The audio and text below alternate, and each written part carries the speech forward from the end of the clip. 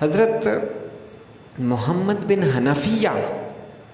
حضرت علی المرتضیٰ رضی اللہ تعالیٰ عنہ کے صاحبزادے ہیں. ان سے یہ روایت مروی ہے اور امام بخاری رحمۃ اللہ علیہ نے بھی اس کو ذکر کیا ہے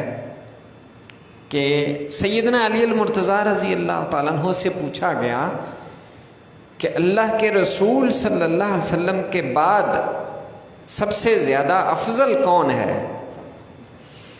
اللہ کے رسول کے بعد سب سے زیادہ افضل کون ہے؟ تو سیدنا علی المرتضیٰ رضی اللہ تعالیٰ عنہ نے بتایا کہ سیدنا ابو بکر صدیق رضی اللہ تعالیٰ عنہ. جب آپ سے پوچھا گیا کہ ابو بکر صدیق کے بعد سب سے زیادہ افضل کون ہے، تو علی المرتضیٰ رضی اللہ تعالیٰ عنہ نے بتایا کہ عمر بن خطاب رضی اللہ تعالیٰ عنہ. یعنی یہ حضرت علی المرتضیٰ رضی اللہ تعالیٰ عنہ کا بیان ہے کہ جو ان کا درجہ، رتبہ اور مقام بیان کر رہے ہیں. ایسے ہی سفیان ثوری بیان کرتے ہیں محمد بن منقدر سے، اور وہ بھی حضرت علی رضی اللہ تعالیٰ عنہ کے قول کو روایت کرتے ہیں، بیان کرتے ہیں کہ اگر میرے پاس کوئی ایسا شخص لایا گیا،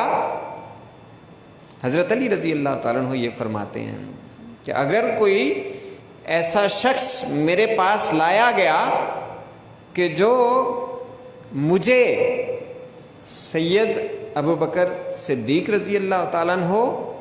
اور سیدنا عمر فاروق رضی اللہ تعالیٰ عنہ سے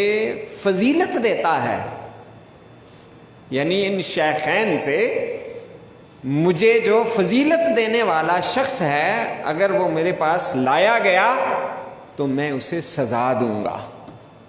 یہ سیدنا علی المرتضیٰ رضی اللہ تعالی عنہ روایت کرتے ہیں اور فرماتے ہیں کہ